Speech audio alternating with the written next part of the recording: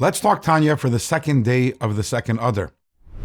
So the larger topic over here is joy and different ways of arriving at joy.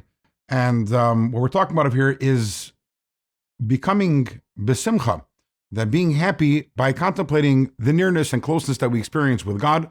And specifically yesterday, we spoke about doing that through studying Torah, that understanding every single time that we're studying Torah, since Torah is an expression of God's truth, an expression of God's wisdom and will and His unity, when we're studying it, at this moment, we are literally hosting God within ourselves, and that's incredible closeness and intimacy with God.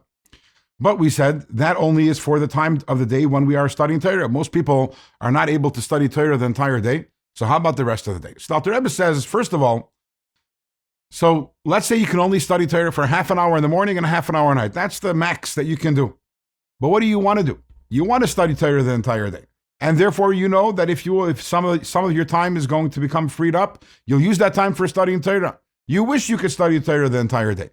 Now there's a rule that machshava toiva kadosh baruch hu mitzarfa l'maisa, which means that if you have a good thought and there's a good deed that you really want to do, but you just can't do it, then God considers it as if you've done it.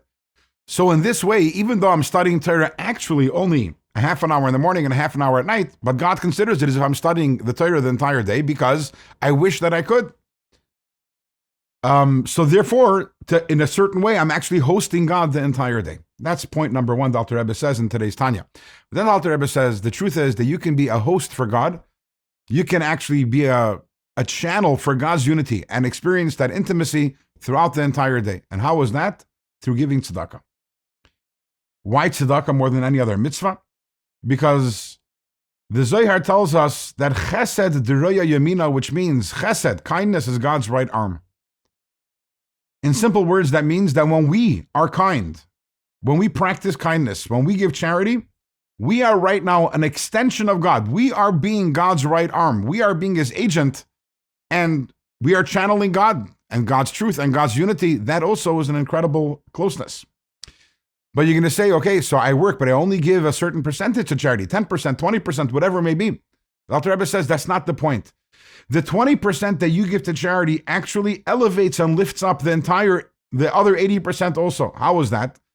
Because if I'm working in order to make money, and then I give 20% to charity, okay, so then only the 20% is elevated. But what if I'm working in order to give charity? So the entire work, everything that I'm doing is in order to be able to give charity. So it's not only the 20% that gets elevated and uplifted, but my entire work, my entire day is just one big act of chesed. I am being God's right arm the entire time. And that is an incredible unity, which brings me also to an incredible joy. In tomorrow's Tanya, we're going to conclude our discussion of joy, positive emotions, negative emotions, which we started more than a month ago when we started chapter 26, and then we move on to the next topic in Tanya.